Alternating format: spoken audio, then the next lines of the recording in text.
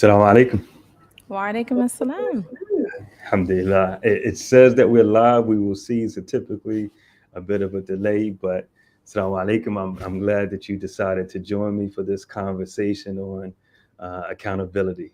Alhamdulillah. Alhamdulillah. I'm glad to be here. Alhamdulillah. If you can give our audiences a bit of a brief about you. Okay, so I am a nurse, a mother, and I was, I guess you could say, not classically trained, but I was trained by Tony Robbins, Madonna's, in transformative coaching. And I started my business back in 2020, and my business took a turn last year. And I decided to pivot because I had some life changes that I decided I wanted to, instead of continuing to coach, I wanted to coach myself and focus more on my family, focus more on myself. So I kind of took a pause in that. But I want to pursue more of public speaking and more of coaching on a larger scale, not one to one, coaching more through speaking. So that's where I'm at currently.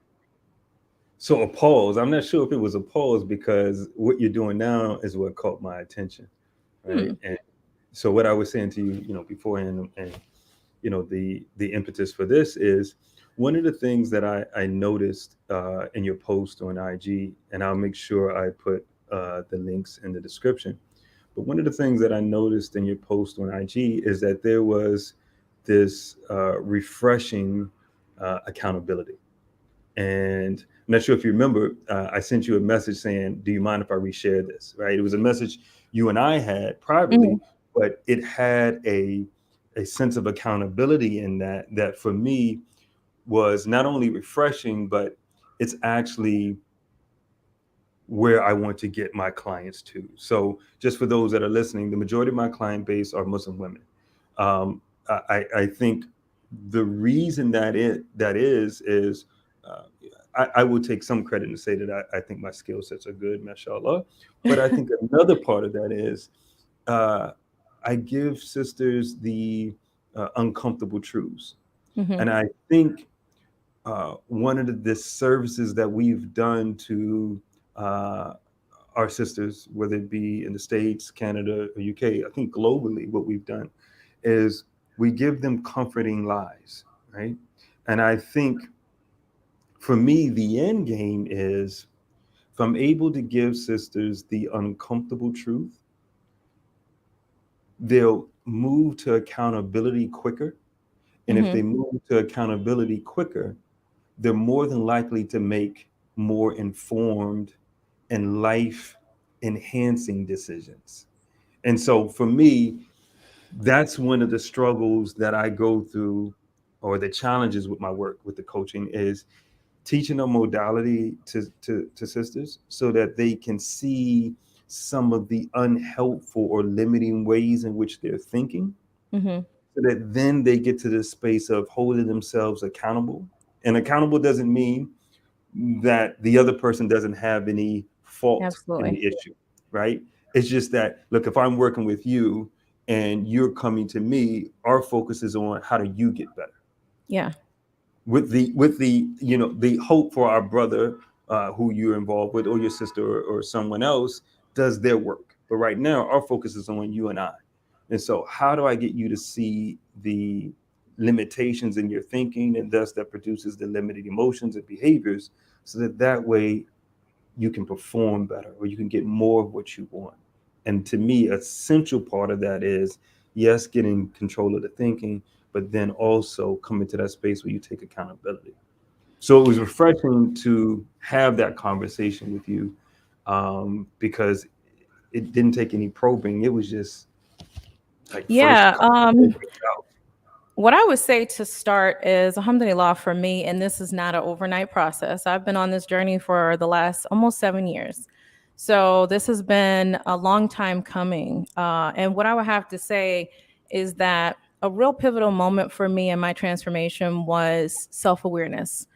I feel like when I was able to, as you said, be more real with myself Mhm. about my role in things and my decision making and just myself in general, who I am, where I come from, just being owning my story and really being true to myself, Mhm. that helped me to pivot into more of being able to take accountability. Because again, like you said, and I say this to people all the time, um, it's not that when you take accountability, it's removing the other person from responsibility. It just means that, as we know as individuals, that you don't have control over anyone else besides yourself. So it doesn't do you any justice. It doesn't serve any purpose for you to focus on what someone else did or how they did you wrong. Focus on where you have power and control in that situation, and how moving forward, now improving on these different skills, you're able to make more informed decisions. You're able to be more empowered because you're now more self aware. Mhm. And so that was the pivotal moment for me. No one actually, it probably would have been very nice. I wish I would have come in contact with you years ago, because I didn't have anyone, even my coaches, and I've had coaches for years. I've done therapy. I've done different things. I've never really had anyone tell me any uncomfortable truths, and I think that was the hardest part, because I learned all this on my own. I had to come to the realization on my journey at some point where I stopped and I said, okay, I'm the common denominator, right? Everything else, the world could be falling apart around me, but I'm I'm the common denominator. Therefore, that means that there is something within my grasp, within my control, within my power, that I can change, that will then change the world that I am viewing, the world that I'm living in, the experiences that I'm having. And so that, alhamdulillah, that did it for me. Yeah, yeah. I think so. One of the things that came up to mind when I was listening to you is, you were saying when you're focusing on yourself, right? That's where you have kind of that power, right? Hmm. Um, and I think that's what the phrase power. You'd have the power of choice, Yeah. because the power of choice then determines you're in control of your emotional destiny, right? And so one of the things that I teach my clients is, you never want to be in a space where you put your emotional destiny in the hands of someone else.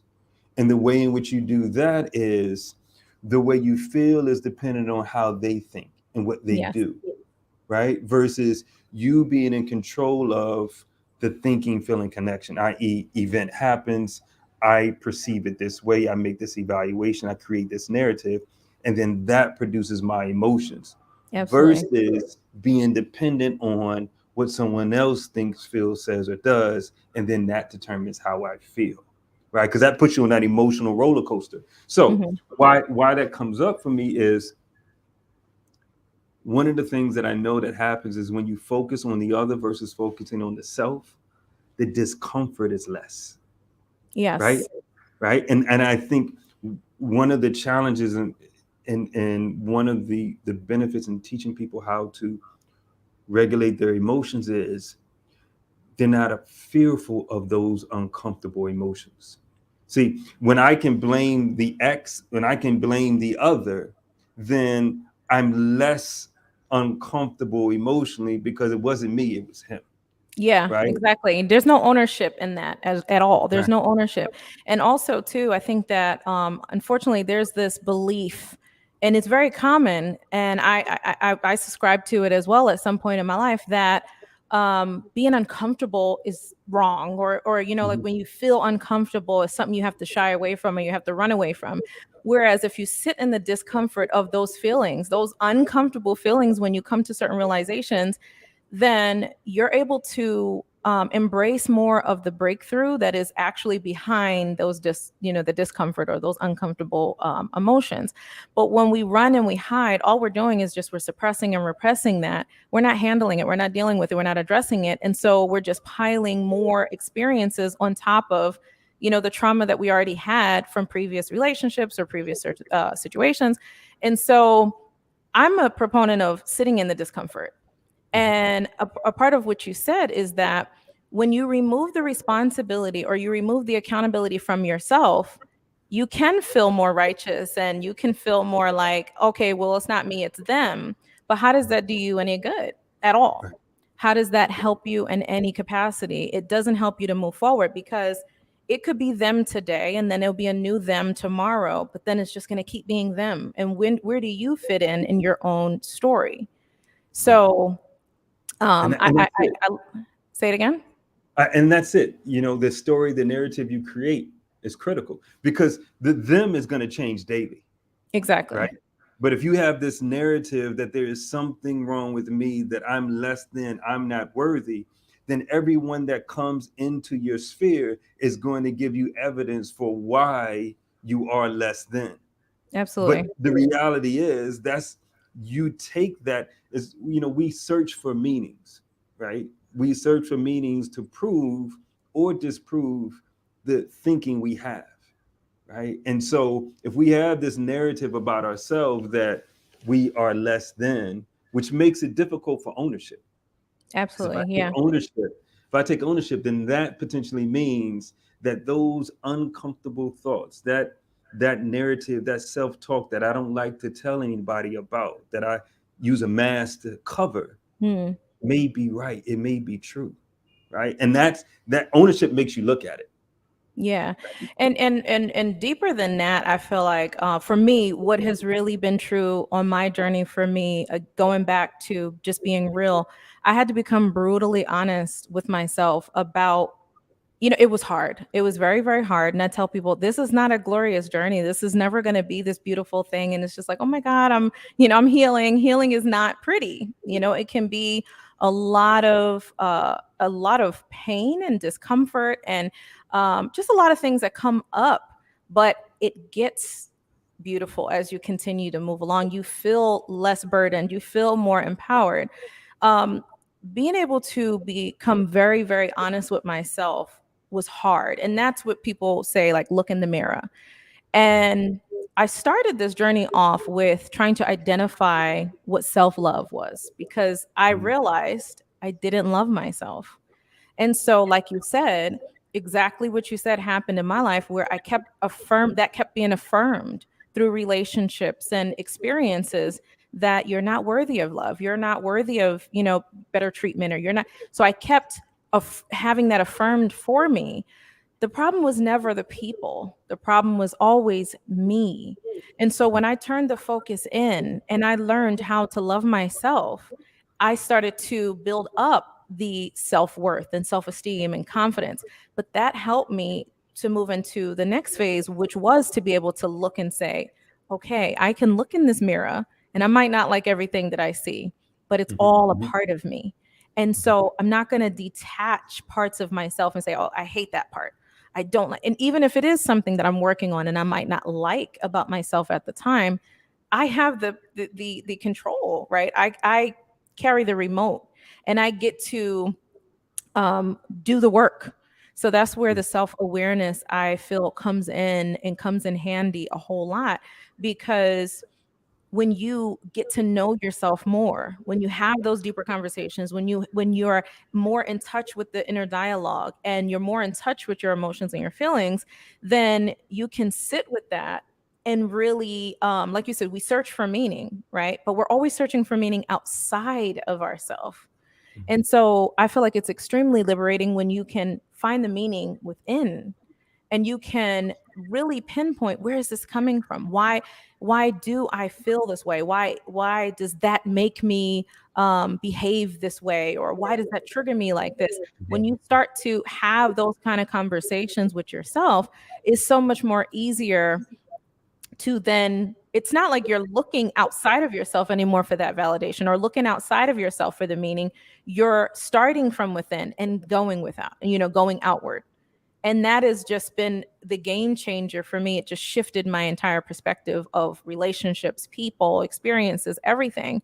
There's this quote, and you may know it, that says, everything is empty except for the meaning that you give it. And I can't remember who said that, but I remember when I learned that, that changed it for me, because I can choose what meaning I want to give something, whether it's a bad event, a bad experience, an uncomfortable, like you said, uncomfortable truth. I get to determine the meaning that I want to give that.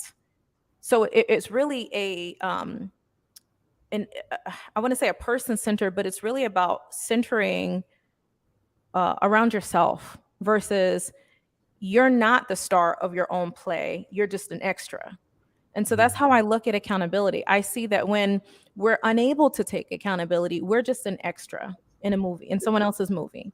By Whereas choice. when we shift it, yeah, when we shift it and we shift more into that space of ownership over our choices, our experiences, different things like that, then we become the star of our Yeah. movie. Yeah. And Yeah. I mean, who doesn't want to be the star of their own movie?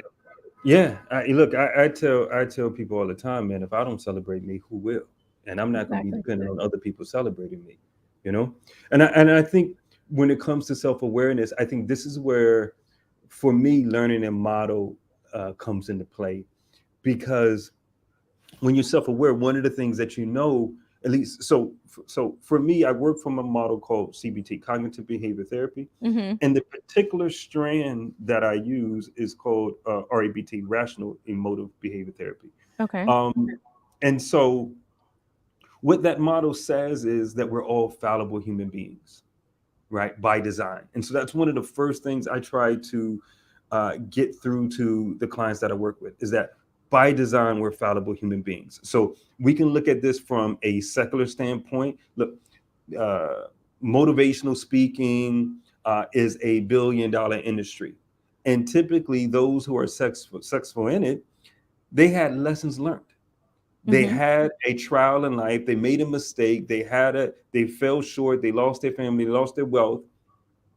They learned from it, and then they figured out how to monetize that, package it, and sell it to others. Absolutely. At the core of that, though, that is someone who made a mistake, and typically made multiple mistakes, costly mistakes. So, from a secular standpoint, you know, in this life, you're going to make mistakes. That's a Yeah. given. The evidence is there. And from a dean standpoint, we know that the law gave us Toba. He told us what to do when we sin, when we fall short. And he doesn't ask us to be perfect. He tells us to turn back to him, Hmm. right? So we know from a secular standpoint and from a dunyavi standpoint that we're going to make mistakes, we're going to fall short, that we are fallible human beings. And so that has to be a part of the narrative that you have. The awareness that you bring to each situation is that I'm a fallible human being, right? Absolutely. And that my fallibility is something that I can accept, right? Despite how others view my fallibility. And the beauty in that, though, is it also helps you have that perspective for others, that others are Absolutely. fallible human beings, right? Yeah. And they're going to show up as fallible human beings. And this is the point where I think it connects to relationships, is Hmm. that we acknowledge that other people are fallible human beings, and we have the power of choice to determine what of their fallibility we want to tolerate, right? So I'm Hmm. not expecting any woman that comes in my life to be perfect, but I have the power of choice to determine what fallibility, what expression of her fallibility or hers, because I can have multiple, which expression of fallibility I want to tolerate, right? Hmm. And those that have expressions of fallibility that I don't want to tolerate, no problem, pardon kindness. And same thing for sisters. You determine which aspect of a brother's fallibility you want to tolerate or not. And if you I don't have, definitely agree. I feel like where it comes into play for everyone, it could be man or woman, is that when you're in a broken state, right? You, and I speak about this also about the fixer mentality. When you're in that broken consciousness, you're in that broken space in your life, and you don't have that self awareness, and you haven't really taken accountability for your life, right? Your life is not your own. Your life is just dependent on everybody else around you. You really don't have, you're not equipped to determine their fallibility, right? Necessarily. Because one, you don't even know what your needs are 100%. You don't really know what you can handle, what works for you, what you might necessarily be able to handle in that, from that person, their mistakes, their uh I don't want to say downfalls, but like you said, fallibility. I'll just stick with that word. I can say from experience that I went into my relationships with the idea that somehow I can make them something, right? Oh, you wanted to take on a project. I wanted to take on the project. I wanted to fix them. But the entire Mm, time, and I try to help um, people understand this, the entire time it was just me taking the focus off of the things that I needed to fix within. So mm, unfortunately, without being in that space and being centered in that way of knowing the things that you need to work on and having been working on those things, you can't really meet a person where they are naturally, right? And like you said, we all have things that we're healing from, working on, things that might be insecurities or things that we're not great at. And so, in trying to get into a relationship, wanting to compliment that person, how can you really truly compliment that person when you're not even being true to yourself, right? mhm. You're not being true to yourself and you don't know who that self is. So I always go back to, and this is where I stick because I don't want to be all over the place, but I always go back to bringing it right back internally, that it all starts with you. I believe that all relationships is a mirror of the one you have with yourself. Yeah. And I would even argue the relationship we have with Allah, 9 times out of 10, begins with the relationship that we have with ourselves. Not feeling unworthy, oftentimes neglecting making dua, neglecting, learning or wanting to be as connected because you don't feel like you're worthy of his mercy or his time or his blessings or whatever it is.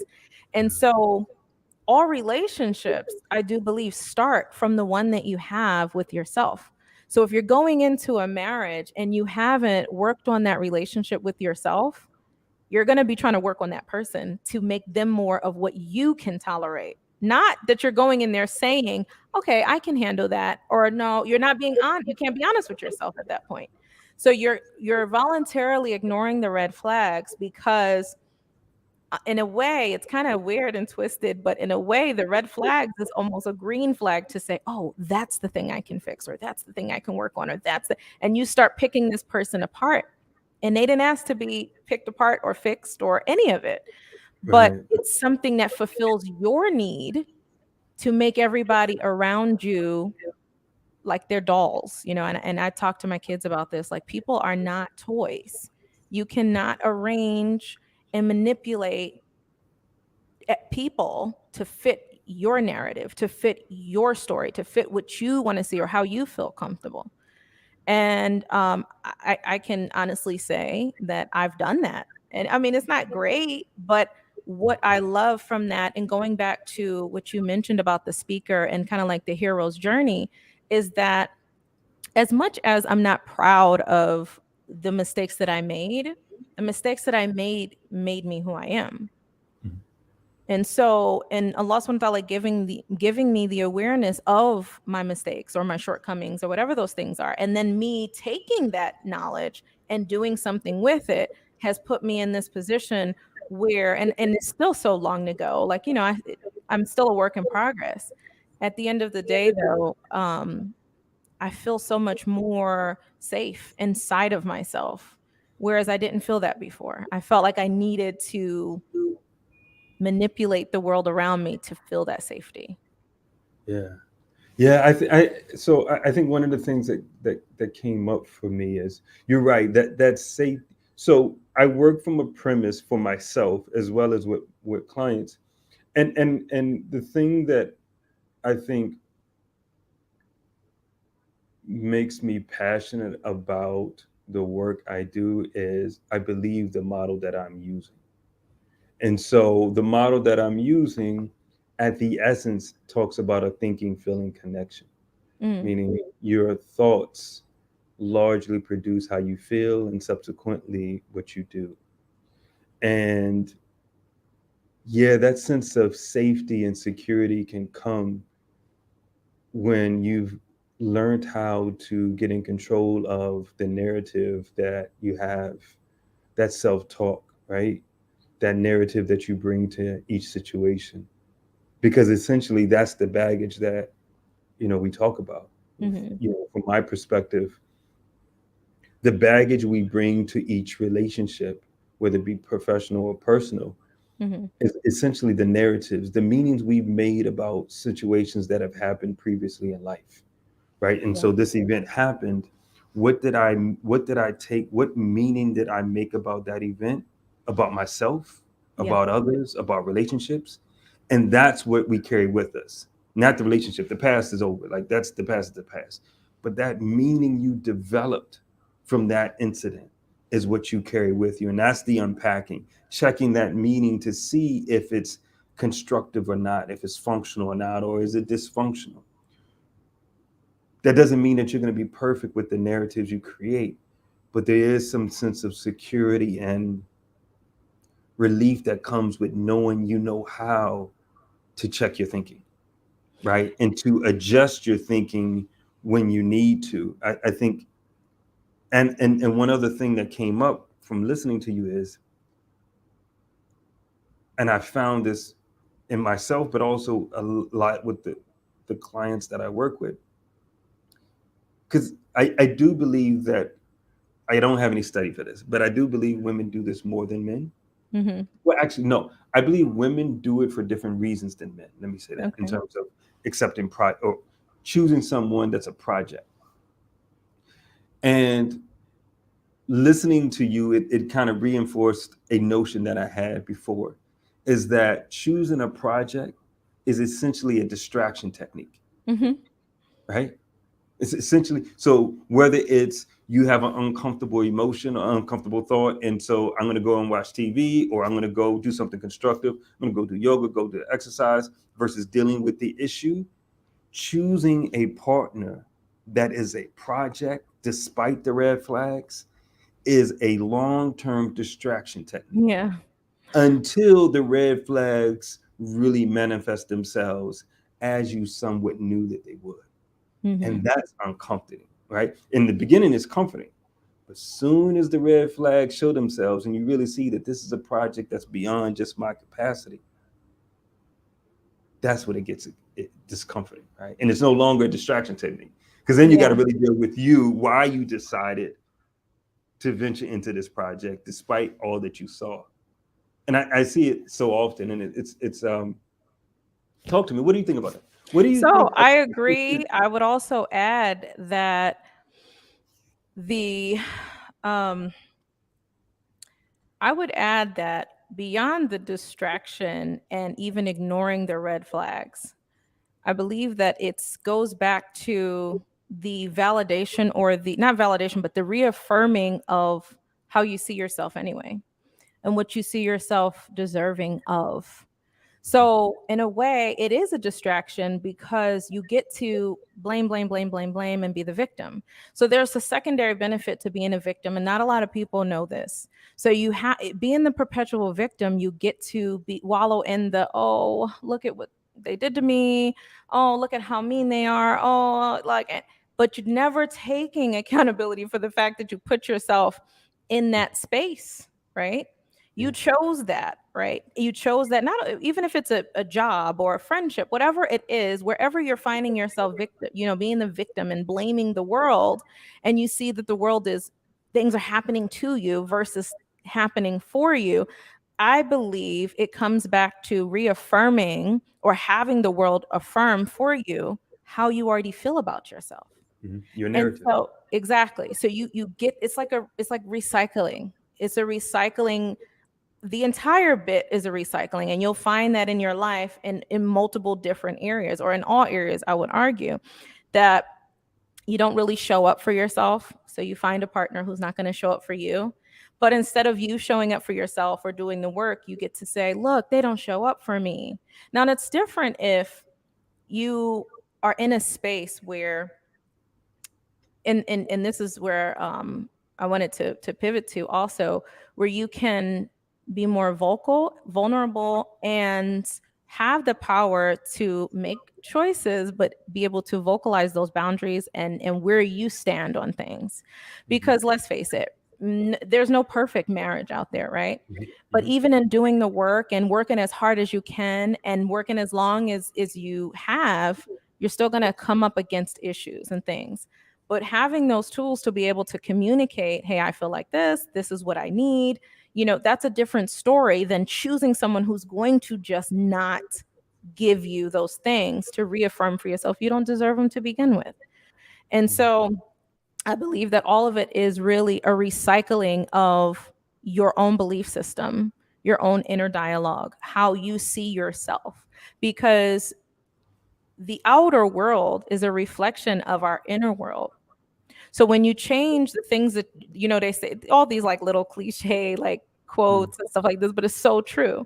Like when you change the way you look at things, the things that you look at will change, right? That goes back to what you were saying essentially, and the meanings that you're giving it and the narrative that you're, telling yourself in life. When we are having all of this, I'm going to use your term, baggage, that we're just carrying around and we're lugging and we're dragging, right? This is internal. We're going to see that play out externally in our life, in our relationships, in our businesses, and whatever it is that we're engaged in, it's going to reflect back to us. And I love that. I have to say that I'm a lifelong learner. That's just me. I've always been, even as a kid. I just love reading. I love learning, whatever I can get my hands on. But especially now in this space, I crave anything to learn more and more and more about myself and just about the psychology and all of that. And so I believe that it is a beautiful thing when Allah shows you. And then we have to look at this as Muslims, we know that it's coming from him, right? These signs, these nudges, like, okay, get yourself together, this is going on, you need help, whatever. It's so beautiful. And when I shifted my thinking from saying, why me? Why is this happening to me? Why am I being tested like this, or why this hurts? And started looking at it like, thank you. Because I could be that person that was never nudged, that was never pushed to change or evolve in any way. So I could have stayed in the victim world. And so I see it as a beautiful thing to be challenged with the uncomfortable truths, as you said, because then it just gives me more insight. Okay, so that's what I need to work on. I used to feel extremely bruised by realizing, and again, like I said, I've never had anyone, not even around me, and that's another part that hopefully we can explore.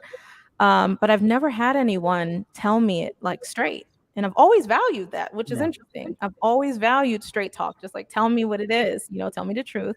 I respect it. But when Allah subhanahu wa ta'ala would show me those uncomfortable truths, it used to bruise me so badly because I was embarrassed that it was the reality. But now it's like, oh, okay, I made that mistake, here we go. Like now there's more work to do. And so it's exciting versus daunting, like, oh, I have to do this or whatever the case may be. Um, Yeah. No, continue. Continue. one other, actually, I actually forgot my thought. So you can go. It brings to mind you. I appreciate you sharing that because it reaffirms the point that I've made continuously, and I think it's really disheartening, but it's a source of motivation. It's we've really done the women of our ummah a disservice, and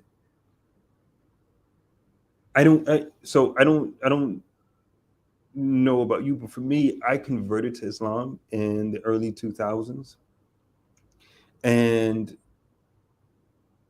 I was in my 20s when I converted, and so I remember post conversion and coming to Juma and listening to talks. Um, there was this kind of just consistent degradation of men and men not living up to a certain standard, and this pedestalization of women. And as I've gotten older and time in this deen, I've come to realize that holding men accountable was important, Mm, but we lacked a level of balance that we ended up feeding sisters these comforting lies Mm-hmm. that really did them a disservice. And so if you can really say that you never really had someone kind of point out the uncomfortable truths, and I've heard that from others, hence that's how I've come to this realization. It just shows how much of a disservice we've done. And I think our ummah cannot get where it needs to be if we don't get right with our women. I think Mm-hmm. that's a critical piece in this. This is why I don't agree, and this maybe a conversation we get into. I don't agree with this notion of uh, devaluing divorcees Mm-hmm. and or this blanket we don't marry single mothers or divorcees, right? That I'm sure you know and you've seen Mm-hmm. that narrative out Yeah. there. Yeah, yeah, and I think that narrative, although I respect my brothers that have that view, because I don't demand that any man is going to think like I think. We have different Mm-hmm. experiences. I was raised by a single mother, so I can acknowledge that I'm biased. Um, and I was fortunate growing up in a, you know, addiction and laden environment and home. And I was fortunate that I had men come into my life at certain times and leave out. They came in, gave me the jewel that I need for that Mm-hmm. moment, for that month, for that year, and then they left. Right. So I can see the value of uh, guidance coming into a home and into an environment, into a young man's life, um, to help, to assist. I see the utility in that. So I not to go off on that tangent, but I don't agree with that narrative that seems to be prevalent. But the point where I was going with this is, I think it's if we're going to shift the ummah into a direction of more uh, power and security, Mm-hmm. which is what I think we are lacking. We have to get right with our women, and one of the ways we do that is we're honest with them. If we're not honest with them and we keep telling them these comforting lies, uh, they're not going to get better. And ultimately, our families are not going to get better. And if families don't get better, then societies don't get better. But if you don't mind, I just want to come back to another point that you made that kind of stood out to me, Mm-hmm. um, which I think is connected to this whole thing. I'm going to tell you my perspective, and you can feel free to push back. Okay. The gloves can come off. Okay. I'm not a fan of this idea, and a lot of my clients, the sisters, when they come to me, I hear it. Since you're younger than me, I put the responsibility on you to remind me of where I'm going with this, okay? Because I'm gonna go Oh, on another quick tangent right quick. okay. Okay? All right. So the responsibility you have is remind me that I'm talking about healing before marriage. That's one thing, okay? Now let Okay. me go here to this other tangent that I want to go on very quickly. This is sisters getting given sisters being given comforting lies most of their life is one of the reasons why I suggest to sisters to have one, always build a support system, constantly be building and refining your support system. Mm-hmm.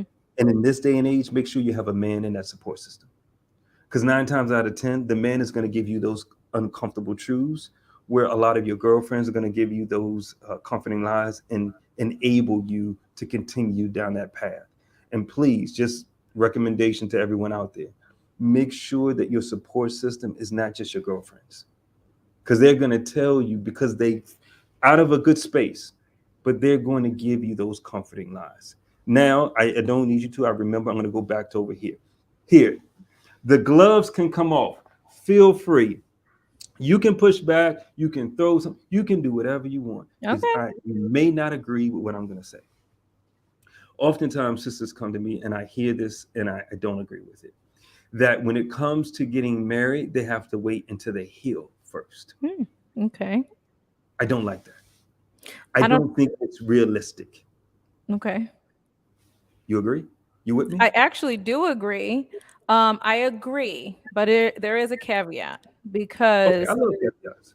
The thing about it is, it's not, I believe that healing is a process and it can be a whole journey. It's not I like, agree. okay, you take a couple of, you go to counseling a couple times, I'm healed, I'm great. Like, that's not realistic. Even in the scope of it's going to take so many years. Putting a time limit on your healing, I don't even think is realistic to begin with. Um, and having a destination when it comes to healing is not necessarily realistic either, because I believe that on the journey, it evolves as you grow, as you grow in self awareness, as you grow on this path. Your journey takes a form of its own, right? Mhm. And so to say that you have to be healed is that's not realistic, because when do you arrive? And I always say to people that to believe that you arrived, you probably have so much more work to do, because there is no, you can't say I've arrived, I'm fine, I'm healed.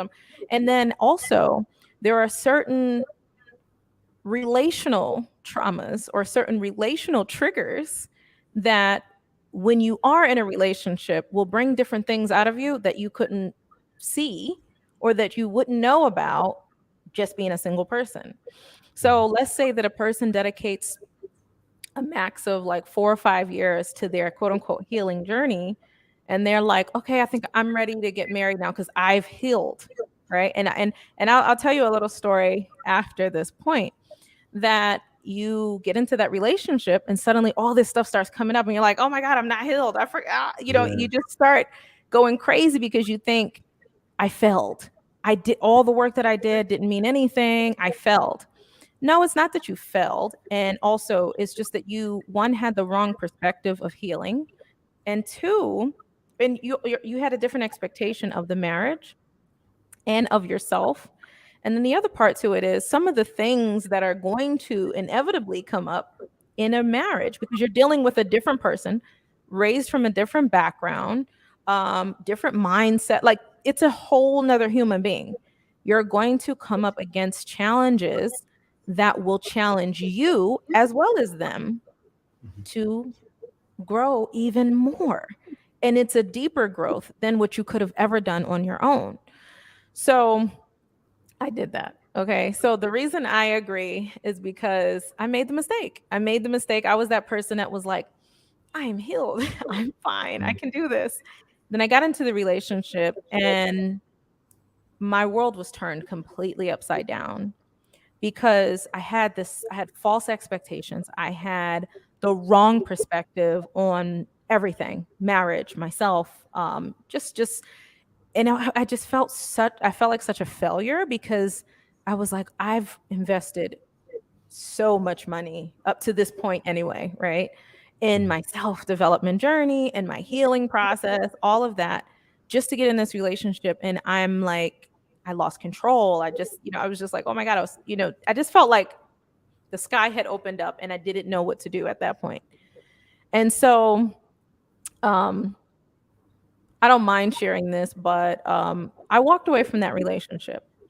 And after walking away from that relationship, which I will say, I saw a brother comment that if a lady leaves a man, whatever, on your page, and he was talking about, if he was a good man and these things, and I believe that people leave context and nuance out of their perspective a lot of times, Mhm. right? Mhm. Mhm. And so there were reasons for me to leave the relationship. At the same time, I can also argue there were reasons for me to stay and work on it.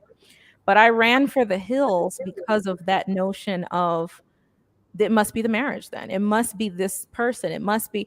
And again, it was still going outward and having the expectation of someone else being able to adjust my frame for me versus me doing that for myself. So I learned by trial and error that's not true.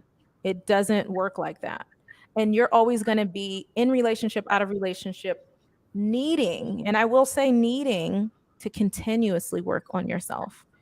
And for people who are not in it for the long haul, and it might be trending like, oh, I'm healing, I'm doing that. You're just gonna you're really gonna be in for a surprise.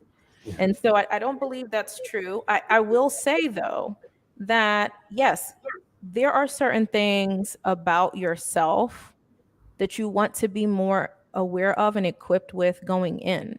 Because if you're just severely like fragile, severely fragile and insecure, and you haven't tapped into certain things, certain lessons, and certain abilities within yourself and capabilities and strong suits and weaknesses, then going in, ev- meeting those challenges is going to just rip you apart.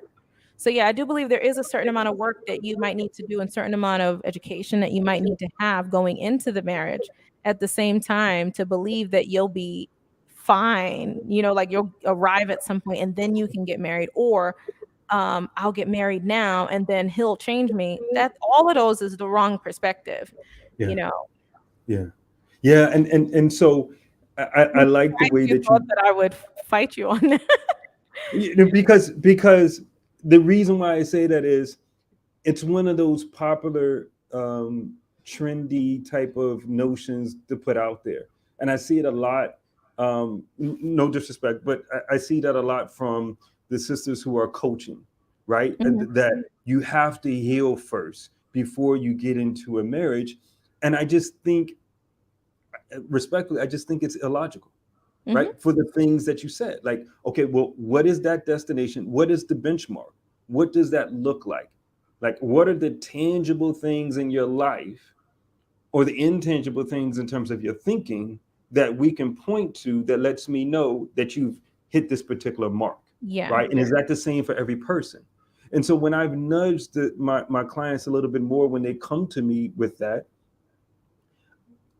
and because I encourage my clients to, like I said, build a support system. I'm only one part of that support system. I think you should have a man in your support system, but if you have another coach there, we can work together, synergy, right? But my role is to teach you this model and see how that affects your life. And so when they come to me with that, I nudge them a little. Okay, so what does that look like? And I'm yet to get something, some meat. I'm yet to get something tangible of what it looks like to wait until you've healed before you decide to get married.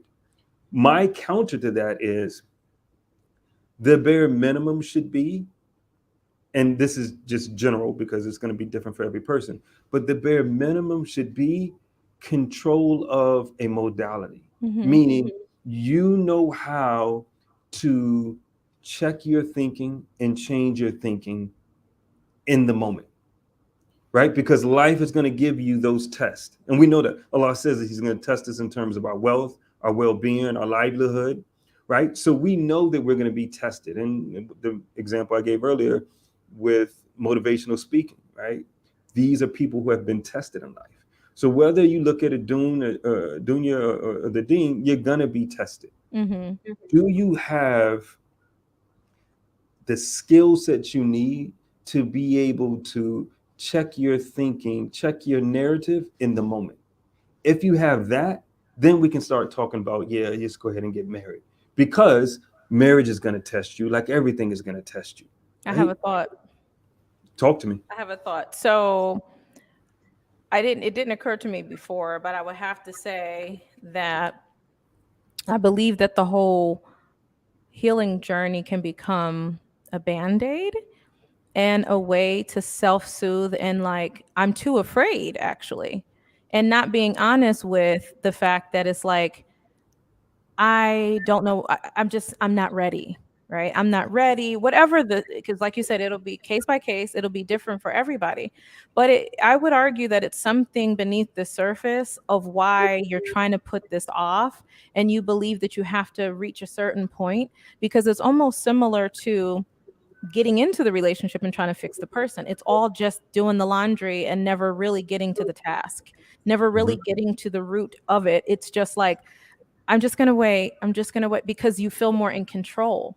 I know one of the things that is the least popular thing sometimes about marriage, I'm just going to say, is that you don't have control, right? You have control of yourself. But when you partner with someone, you give up the not the control of yourself, but you give up the quote unquote control and you surrender in that relationship, especially if you're a woman under your husband. That's scary. That's Mm. very scary. If you don't trust yourself enough to know that you can even do that, and also if you don't trust him enough, if you don't trust the process enough, and if you don't believe that you are equipped enough to be able to handle the disappointments of your high expectations when that comes. So it's kind of like checking your expectations at the door. And a lot of people don't know how to do that. And so it's like, I'll put that off. I'll put that off. It's almost similar to people say stuff like, I want to go to college or I want to get that degree. I want to lose that amount of weight. Yeah, I'm going to stop eating when, or I'm going to do that when, or putting off their vacations, or putting off when you putting off things, it's like that procrastination, and beneath the procrastination is it's a root, is something under there underlying that is stopping you from doing that. And a lot of times it's the fear of disappointment, the fear of rejection, the fear of not being good enough, the fear of a Mhm. lot of things. And so putting off the marriage because you failed, not that you failed, but the marriage itself failed. And maybe you made mistakes that you're not proud of. And now that you're in this space of like, okay, I get it now, and I have to work on myself. That's great. But I talk about the pendulum effect a lot with healing. And I made this up. I mean, it's a real thing, but I kind of made this up where I talk about the pendulum I effect, want to right? hear it. I want to hear it. I'm Okay. for it. So, in when I teach a lot about boundaries, and coming from being a former people pleaser, and there is so much to say about people pleasing that a lot of people don't even recognize. Um, I talk about setting boundaries a lot, and I tell people that when you first get into this healing space and you start to, it's like, oh my god, you took the glasses off and you start to awaken to the reality that it's so much more behind the scenes, right? It becomes both addictive, scary, like it's this mix of a bunch of things that happens. And so, in you saying, okay, I lived all my life like this, I'm going to change. So then you become so gun ho about changing that it's like a hard and fast, like everything is hard and fast, and you just become very rigid. And as you start to come out of that rigidness, you have this pendulum effect where you're constantly kind of going back and forth, trying to find the sweet spot, trying to find the middle ground, trying to find your space where you feel safe, where you feel secure within your own self. So you're going from the extremes of like, okay, it's like this, or oh, and you're just kind of swinging back and forth, and that can take, depending on the person and how they go about the healing, because everybody's journey is not the same. Everyone's not coming to see you or seeking out a coach, or like some people just read books and they think I've healed or I'm healing now, and that's not real. It can begin the journey, but that's not necessarily the be all end all. And so when you're in that space, you become addicted to the learning and trying it all. And again, there's so many modalities out there. There's so many things being said out there about healing that you're just trying to fit it all in. And it's like, all right, I'm going to try this. It's a mixed bag of nuts, I'm going to try this. I'm going to try that. I'm going to try this. And you're swinging back and forth because you really haven't figured it out yet. Right. And so I believe that when we're in this space of prolonging or putting off the marriage, it's somewhere in that pendulum that you're just afraid that you're just not yet ready, and you're putting it off because you think that it's going to be the one more class that you take, or the one more book that you read, or the one more this, because the admission of failure is just too much to bear. To say Hence putting it off is potentially the distraction technique. the distraction technique, as well as, I would argue, a form of control. Again, Mm. I can control this. I'm not, I can say in a different light now, and it sounds good, I'm healing. It sounds good, it sounds positive, like, oh look, she's healing. But it's still a space where you're too afraid to let go of that control, Yeah. and to keep distracting yourself with more healing, more classes, more books, more this, more that. And so yeah, so that's my take on it. Yeah, no, I like that. I like that. I like that theory, and I think this is why, because when I'm listening to you, this is why I think having control over modality, having control over how you regulate your thinking and emotions, allows you to walk in a space of insecurity but feel secure, right? Exactly. Allows you to Yeah. walk into dysfunction and be functional, right? I tell clients often, you have to be able to function within dysfunction, because majority of people are not working on themselves or doing it in a non-systematic way. And that's one of the reasons. I'm not sure if you, it was a recent post that I made where I talked about uh, the buzzwords of healing, Yeah, I right? saw that. I like that one. Yeah, Yeah. Was it yeah. And what was it called? What did you call it? I don't even remember. Oh, But it okay. was I remember it. because it came Playing with it was fire is what you called it. playing with fire. That's it. Yeah, playing with fire, and that literally is what it is. Because if you don't really do the work, but just take the buzzwords, you can distract yourself on the surface of listening to this podcast, listening to this, but never doing the work of being consistent with learning how to systematically do this for yourself, right? And that's why one of the things I stress is learning a modality, and whoever you work with, make sure that they're giving you whatever it is that they're using on you, Mm. because that allows you to be independent, Yes. because you're not going to roll over and call them when your husband is giving you the cold shoulder in the morning, right?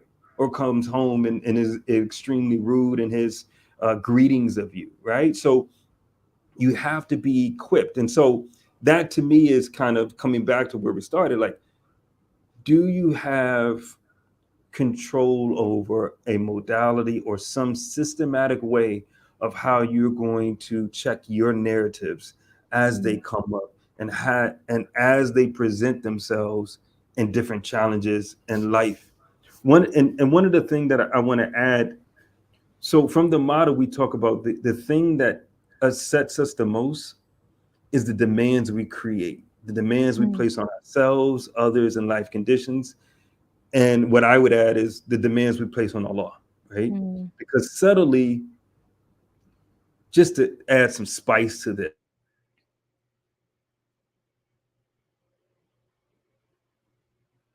I believe you're frozen.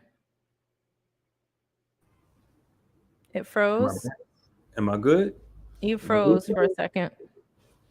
Okay. See, look, just when I was saying I'm trying to upset a few people and add some spice, you know what I mean? It went out. So, look, just to add a little bit of spice, I think when it comes to marriage, this is where the model comes in perfectly.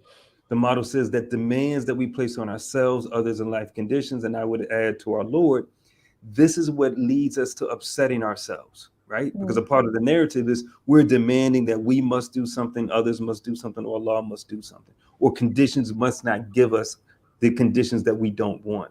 Mm-hmm. And so, in the context of marriage or seeking out marriage, a subtle demand that we place on Allah is that the brother must be single, Hmm. You think right? so? 100%, a hundred Okay. percent. Because marriage is for us as Muslims is between a man and up to four women. Mm-hmm. And some of the times when we come into, when I say we, I'm speaking in the context of women, we come into it, we have these attributes that we're looking for, Mm-hmm. and the unspoken one that we put in there is that he be single, Mm. right? And I think that's problematic. And how that ties into what we're talking about is I don't believe that you have to get to this utopic space of healing before you get married. But I also advocate marrying up when it comes to the healing process, i.e., part of your criteria is someone that is emotionally sound, someone Mm-hmm. that has done the work, because they would be better equipped to assist you, walk beside you on your journey, Mm. right? Okay. And to me, this is how it connects to polygyny. I think you get to test that and see that in a man that is already married. You get to see his emotional stability or insecurity by how he handles his current family. And saying that he must be single, you already take off this pool of options off the table. You get my point with Yeah. that? Mm-hmm. Like one of the things, if you know that you've had a challenging previous marriage or two Hmm. or three, the next marriage you go into needs to be with someone that has control of their emotions. Emotional stability. If a man is supposed to be your leader and he doesn't have emotional control, that's an oxymoron. It doesn't add up, Yeah. right? And one of the ways you can test that is see, okay, well, how is he handling his current family? How is his wife? How are his children? Is that working properly? Is that smooth? Is he leading there? If not, then that gives you an indication that he doesn't have emotional regulation. And so again, coming full circle, one of the things that I think is problematic is we place a subtle demand on the law when in terms of getting back in the market of making sure that he has to be single. Feel free, throw That's anything at me. interesting. Please love. That's actually interesting to note because at least the women that I talk to, as well as myself, it's kind of open. It's open because the criteria is set, but it's not specific to single or married.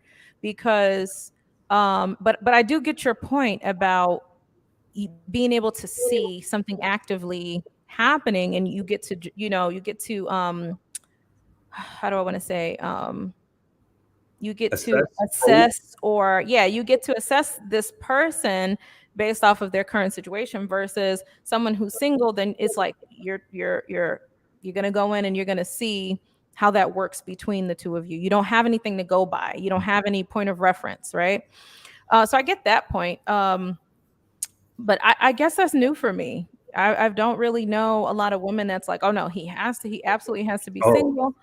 Yeah, that's new for majority of me. my client base, and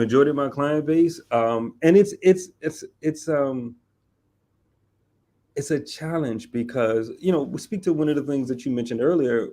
When you talk in terms of walking away from a marriage. To me, walking away from a marriage, the question I have is, okay, but are you comfortable and willing to accept the costs that come with it? And if you Yeah, are, that's yeah, accountability, right? yeah, And that to me is the point of departure. That's the point where we start doing the work, yeah, right? What are the narratives that you created? Is there a level of acceptance there? And now let's start doing that work. Because the reality is you could have stayed, but also not did that work on yourself and then created a broken home, right? A broken absolutely. home is Yeah, not necessarily one where there's a divorce, right? You can be definitely married and stay married and have a dysfunctional home that's more problematic for the kids and their development. So to me, the marker isn't necessarily whether you stay or not, hmm. right? It's kind of what you do with that, right? Like, Yeah. what are you doing after? What do you benefit? I always ask women and men who have shown interest. I'll ask them what have they learned from their last relationship. It's always a red flag to me when people say, whether man or woman, well, and it always goes back to the other person, like, well, he did or she did. And it's just like, that's a big red flag for me, because that means you didn't learn anything. You didn't learn where you fall in and the things that you can work on now as a single person. And so we're talking about not in polygyny, but we're talking about just a single man and a single woman. um I feel like that's a red flag, because for you not to have come out of the relationship and learned anything and have a game plan as to, all right, this is what I'm going to tackle, or this is what I'm going to work on. I think that that's uncertain, and I don't really feel comfortable with that, because how can I trust that? Again, going back to the distraction of the blaming and being in a victim mentality, because it goes both ways, for men Mhm. and women. But being in that blaming state, so if you're blaming her and she's crazy, or you're blaming him and he was this, it's like, so where do you fall in that line, right? Where do you fall in that spectrum? What did you learn? Because it's really not about the other person. Y'all not together anymore. What did you learn so that you can move forward and be a better person to couple with someone else? And if you can't even see that, and you didn't walk away from that situation and realize that, even identifying that, okay, maybe the person wasn't a terrible person, but these particular things now, and I've learned I can't live with, I Right. can't Those deal are the with things it. you don't want to tolerate. Yeah. Exactly. And so even owning up to that, you don't have to make a person a villain just to say, this, I can't deal with that. I can't live with that long, for the rest of my life. So, yeah, it's always a huge red flag to me. I wanted to say something, kind of going back to what we were speaking about earlier. That maybe about 3 years ago, I was being coached, and I had a specific goal in mind this time, in this coaching space, and I really wanted to learn. I felt like I was so immature, right? I was so like emotionally immature. Mhm. And I had learned that through a number of different experiences and different ways. And I was just like, I want to work on this. I don't want to be, I felt so, I felt so incapable in certain areas because I couldn't understand why I always felt so afraid, almost like a little kid. And so, anyway, my goal in this particular space was to work on that. And I didn't know what was going to happen. I didn't know what I was going to learn, but it came up. And this I love this because I've been on this following this trail since then. This concept of heal the girl so that the woman may appear. Mhm. And so for me, I love that because a, a lot of people are out here playing a role, right?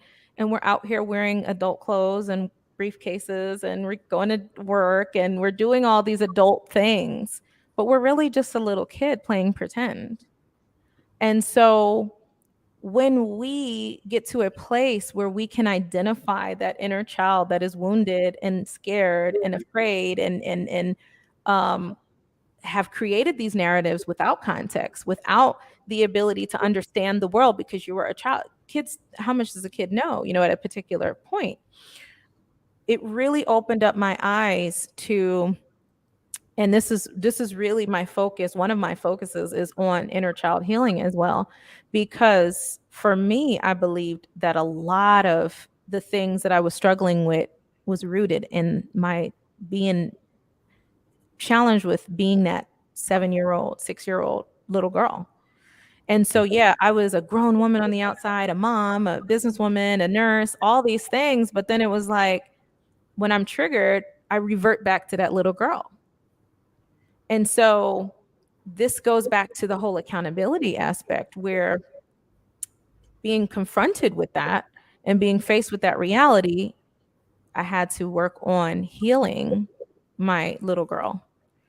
And she doesn't disappear, they don't go away. It's just that you work on that and you integrate that and bring that child along and say, but now I'm in the driver's seat. Now I'm in control of this. I got you. You're going to be safe, just like you would with your children.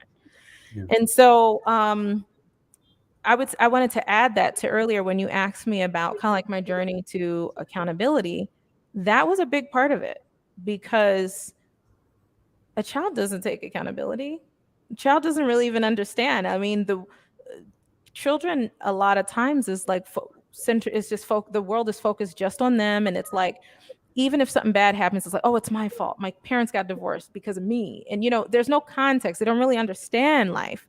So if you're coming from that frame, if you're operating in your marriage or in your life in general from this little child space, it's no wonder that you feel so afraid to take different steps and to make, certain claims about yourself and to Yeah. hold yourself accountable. It can be scary. And Yeah. so I like that. I've been investigating that and like really diving into learning more and more about inner child healing because it fascinates me. I really like that. Yeah, I think that resonates with me for sure because I think so summers are always a time for me for deep reflection, and a source of like rejuvenating and motivation for the coming year. Hmm. And I believe that's because, and this is, I think we had a conversation privately before about this, wherein that when I posted about being robbed and beaten, and one of the things that came out of that was the realization at, I think I was 17 at the time. Yeah, the realization at 17, um, is that no one was gonna come and save me, right? And I remember being um, laying on the ground and bloody, and I remember glancing over, and there were some people just there watching, Mm. um, even after the robbers left. They didn't help me up. Then I finally blacked out, came back. But the no blame on them, because I can understand why they were maybe afraid, but it was symbolic for me that no one is coming to save me, and that I had to get in control of the conversations I would having with myself, because Mhm. that was leading me to move in a manner wherein that this was going to either lead to jail or death. And a part of that, though, came out of growing up with a father that had kingpin dreams, like literally taking me out of school, and we're moving heroin and coke from Virginia down up to New York and down to Florida and the can. So I was a child. I had nothing to do with this. If there's any Yeah. law enforcement, listening, but the point is, there, that was how I was raised, seeing that.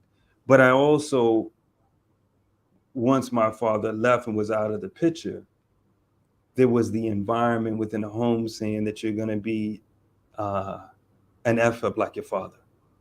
And so grappling with that narrative, and as a child, hearing that, when I got robbed, I came face to face with that. That Mm. are you actually living out these narratives that you've embraced, you've embodied, you've taken in as truisms about you and who you can be and your limitation? Mm. Beauty in being robbed was that it literally brought me face to face with all of those narratives, all of those meanings, all of that noise from the outside. Yeah. And it was truly a breaking point. It was a breaking point where at that time, the language of that time would be the different language I would use now, but the language of that time was F everyone and the narrative they have about me. Mm. But that was critical, because what I did at that point was I began to question every narrative someone had about me. And that began the process of not being subjective to someone else, as you mentioned earlier, adjusting the frame for me, waiting for them to reframe me. I did it myself. Yeah. Robbery positioned me to start reframing how I talk to myself and questioning where I got this thought from.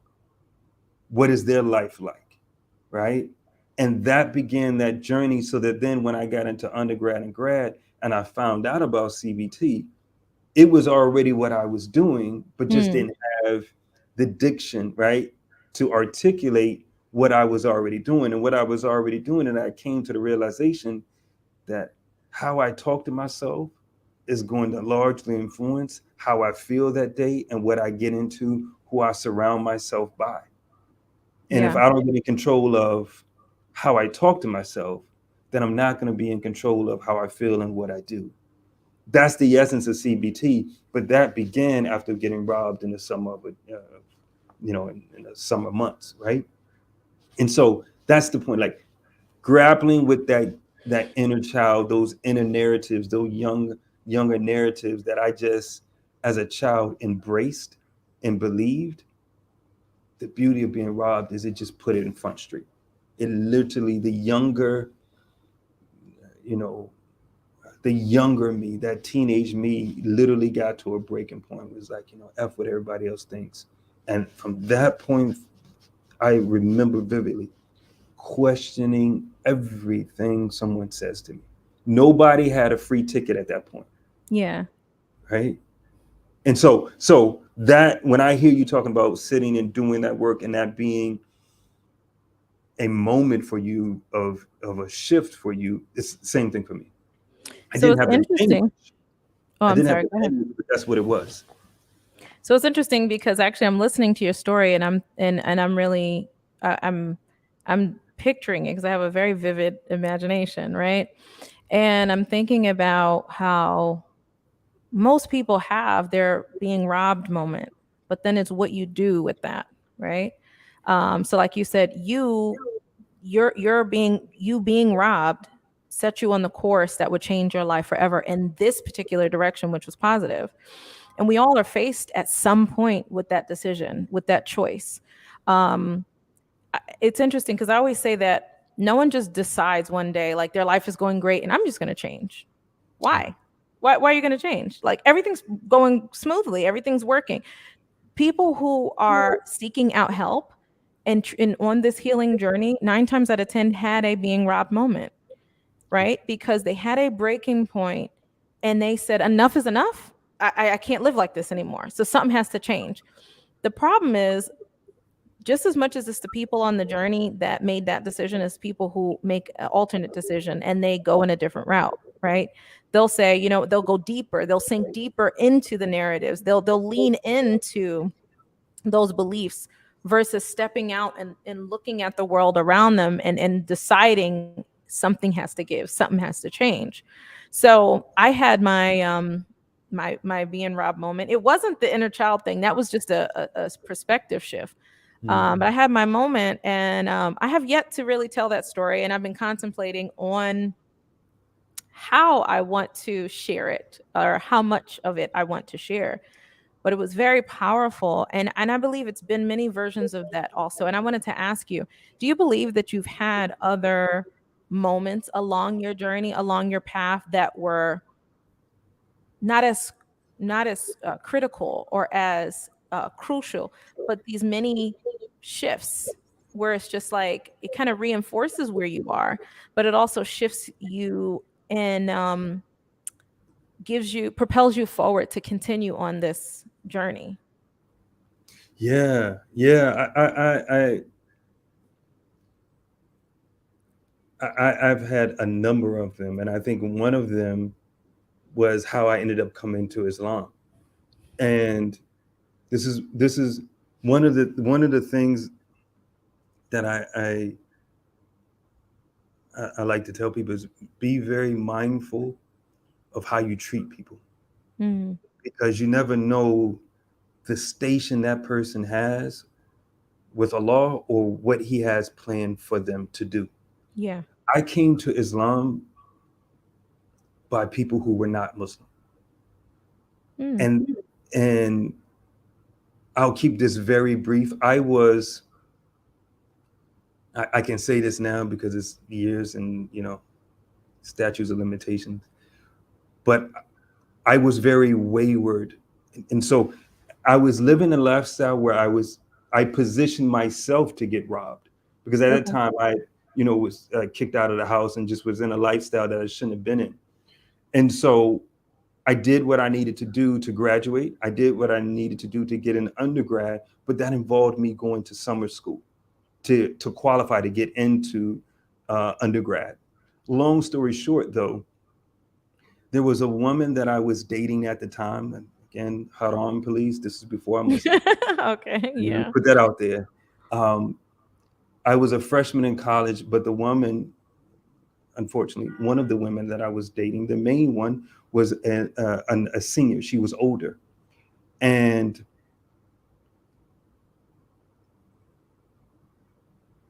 and I thank Allah for her, because I was in a bubble. I was in a bubble of just my neighborhood. And so what happened is, it was the winter break, and she offered for me to come with her to visit her sister in Italy. And I was freshman in college, or sophomore in college, freshman, I think. And long story short, she was offering me to come with her to Italy. And I was so trapped into my bubble. I had never been on a plane. I had never been out of 100-mile radius of, you know, my neighborhood, make some money, go re-up, go buy some clothes, come back down. I hadn't been out of my bubble. And so what she was offering to me was to go with her to Italy. And I was sending around my friends, uh, vision a bit distorted because of what we were doing at the time. And I said it to them. I said, man, she wants me to go to Italy with her. I ain't going to Italy with her. I don't know.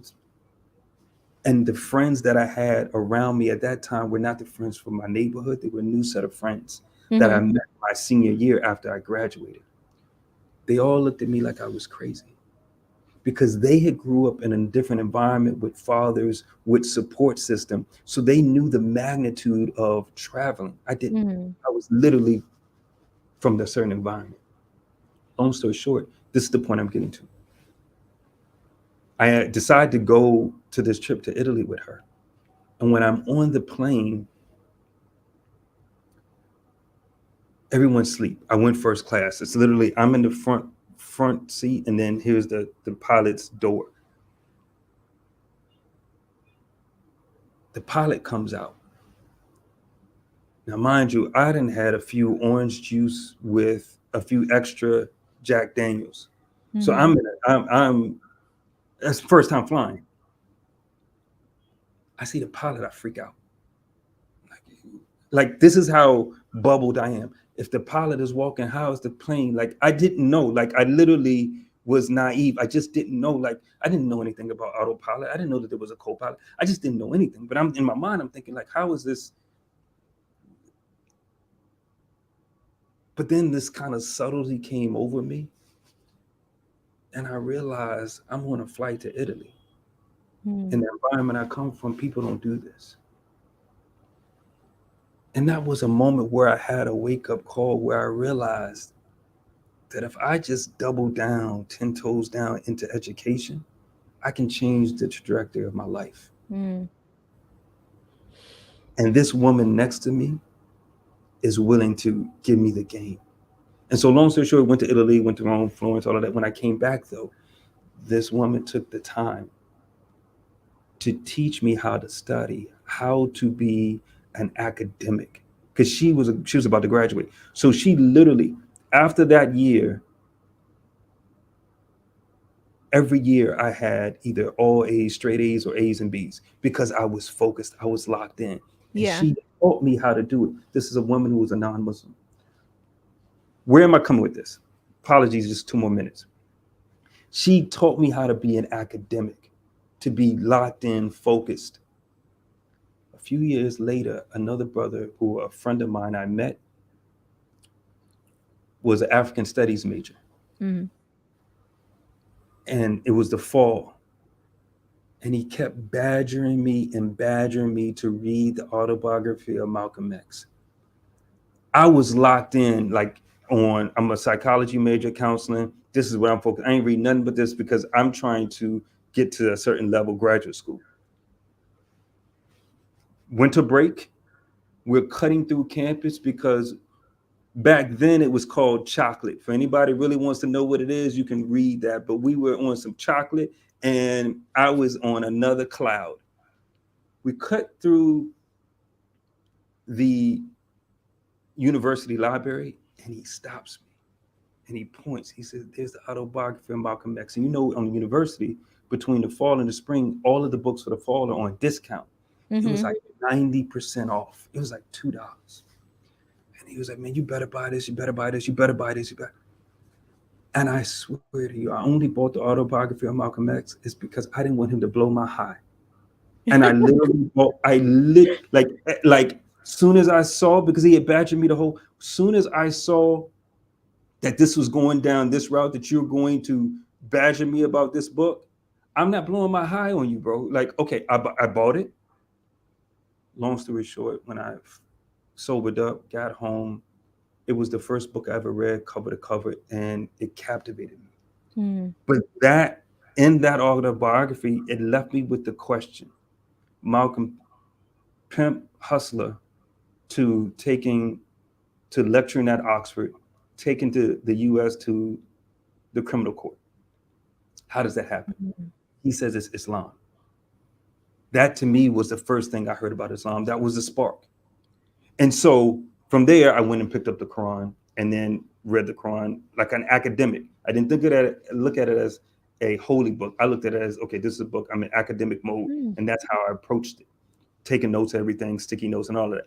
I went through the Quran 3 or 4 times, and then picked up other books because at the time I didn't know Muslims, or at least practicing Muslims. Um, and then I ended up converting.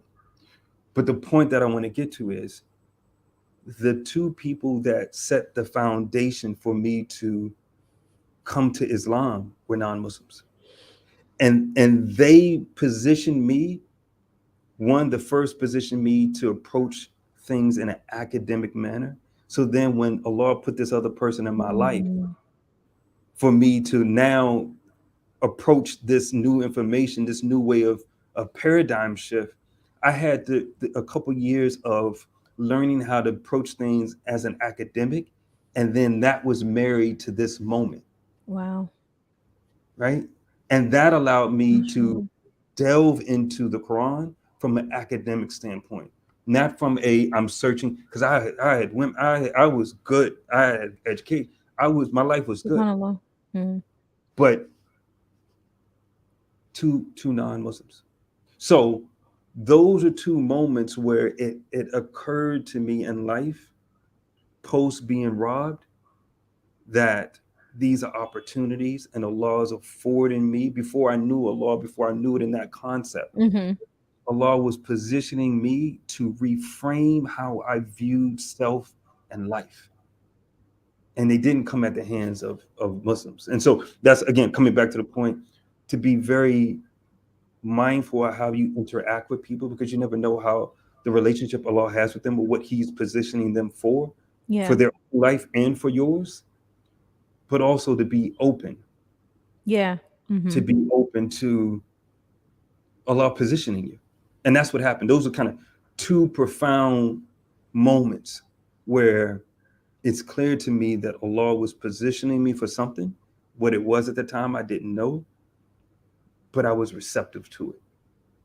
And I just doubled down. I went 10 toes down into being an academic and then 10 toes down into figuring out what this thing is called Islam that Malcolm was speaking to. So yeah, there were times throughout my journey where there were these events that were like these awakenings, right? Yeah. Hmm. Opportunities for them. Yeah.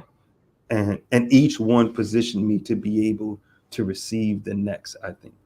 At least Yeah. that's the narrative that I believe that as well. I have that same experience with each level, my growth as it's evolving and taking on its own shape. Um, there's been events that one thing just led to another and then led to another, and it's beautiful. And that's why I say that sometimes, when we have events in our life that are disappointing or hurtful or painful or whatever, it goes back to what you said about how you're going to frame that. What is the story that you're going to tell? What is the meaning that you're going to give it? Because as much as the pain that you're feeling, there's a lesson in there somewhere that might just open up your entire world. And if you're not open and receptive to receiving that, because your story to Islam seems very, it's very beautiful. It's very free flowing. It's very, like, and then you might have someone that has a more tragic story, but yet you both ended up in Islam, so Allah knows what He's doing with each one of us and what we all need to receive the information and receive the guidance. And so however it comes to you, but you have to be open to begin with to receive it. And when we close ourselves off, I want to kind of stop here, because for me, I know a lot of people that I speak to, that I know, that I've coached in the past, are afraid of pain. And there is this kind of like parallel, or this relationship between pain and I'm going to say pain and pleasure, but it could be pain and blessings, or pain and what growth, whatever. And is that the depth to which you can experience that pain, right? It's almost like it's a slingshot. And I referenced this in my caption on one of my posts, is that if you pull the sling back just a little bit and you go to shoot it, it's going to fall to the ground. There's not a lot of tension there. It's not a lot going on, so it's not going to go very far. But if you really stretch it and then really stretch, you start to hear it, right? Like that rubber band, you start to hear it like, and then you go to release it. It's going to go so far, right? Yeah. I mean, Yeah. you could even think of a rocket or anything that propels you forward. Pain is like that, or at least that is my truth. That for me, pain has been my guide in a lot of ways. Like it's really pushed me to grow as a person, and it's pushed me to different opportunities. Even like in this one, it's interesting because you said earlier when I said that I took a pause, and you're like, well, wait a minute, that pause turned into why I want you on my show. And I would have never expected that. Although I've been offered from different people that didn't align with my message or align with where I'm headed and in my purpose. When you reached out, I said, "Oh, I've followed your page, and I've, as you know, we've communicated a couple times." And I said, "Oh, this is definitely in alignment, alhamdulillah, with where Yeah. I'm going." So even this such experience was really came up. It was the catalyst was pain, it to some degree. And Mhm. so I look at it that way. It's just that pain can really be your friend in a lot of ways. And that if you're open to receiving whatever Allah has for you, then, and you just kind of follow the trail. Like for me, I jokingly say I'm nosy. I'm like, I'm too nosy to like let this go. I have to figure this out. I Yeah. have to know what's behind that door. I have to keep going. And I'd keep going on this journey because a part of me, I love it. I'm excited by it. It intrigues me. But I really just want to know. I want to know. I want to know more. I want to know how far it can go, how far I can go, how much I can grow, what I'm going to grow into, who I'm going to become. And it's very exciting. So while there is a lot of pain on the back end, it propels me forward to different, more beautiful experiences in my life. Yeah. Yeah. So look, I want us to continue, but I know you have to go, and so we will do this again, inshallah. Inshallah. Anything, any parting thing that you want to say before we wrap up, before we go? So, in regards to the topic at hand, I would say that one of the best things that you can do if you're grappling with accountability, the concept, because it can be a scary concept, because that would require letting go of blame or letting go of focusing outward, is to really spend some time alone, spend some time in the quiet of your mind, which really is not quiet, it's very noisy, but listening and hearing and experiencing yourself and really getting to know who you are. Because it is a lot of times we do have those distractions in our lives because we don't want to listen. We don't want to be in tune. We don't, it's too scary. It's like, okay, what am I going to hear? What is going to be said? And a lot of us, especially if we're new to this, we're coming from a place where the things that we are saying to ourselves are so harsh Yeah. that it's no wonder we don't want to sit and hear it. It's painful. It can be, hard to hear. But I believe that's the first step. I believe that's the beginning, for you to get comfortable with the uncomfortable, as you put it earlier, and getting to know yourself. That has been huge for me. Is really, who am I? Yeah. One addition that I would add to that is a technique that we give, that I give clients is ask yourself, what would you tell your best friend? Mm, What would you tell your best friend if they're in the same situation? And oftentimes, what you'll see is what you'll tell your best friend is more compassionate and more logical hmm. versus the harshness that you have for yourself, right? And that's what creates that discomfort that you don't want to sit in. Because really, when you're sitting in discomfort, you're sitting with your own narrative, Yeah. right? That self talk. So, look, before you go, I have one last question for you. Okay.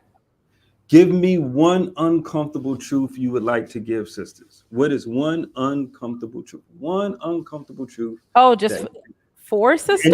it could be for sisters. It can be anything, Just one uncomfortable truth for sisters. Okay, I have to think about that. One uncomfortable truth. Hmm. I don't know if this is an uncomfortable truth though.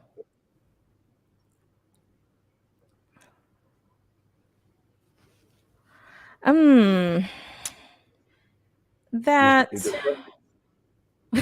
I'm thinking about it. The wheels are turning here because I'm thinking about a lot of different things. You said it before, but I have to say this has been true for me is that you are your own hero because literally no one is coming to save you. So you have to take the reins of your life in your hands. And a lot of times, unfortunately, the uncomfortable truth in this is that a lot of times women we've fallen into this belief that we're damsels in distress and that's somehow cute and that we need to be in this helpless state of like, oh, come and rescue me. And unfortunately we've adopted the Disney movie mentality of life is just all about the man in the white horse and he's going to come and no man can come and save you. No person can come and save you. That is a job for you to do, and only you alone with the help of Allah. And so get rid of this damsel in distress idea that and also drop the fact that somehow it's attractive because it's not. Um, and just take ownership of your life and be true to yourself. Like own your story. As messy as whatever, own your story because that'll be the springboard to change. Alhamdulillah. We'll stop with that. I appreciate that. I appreciate you staying on a little bit long with me. And can I get you to agree that we will do this again? Inshallah, yeah. I'd love to do that. Alhamdulillah. Alhamdulillah. So what I'll do is any questions I'll save them for next time. Appreciate you, Miss Amber, for coming on. Inshallah. Assalamu alaikum. Wa alaikum salam.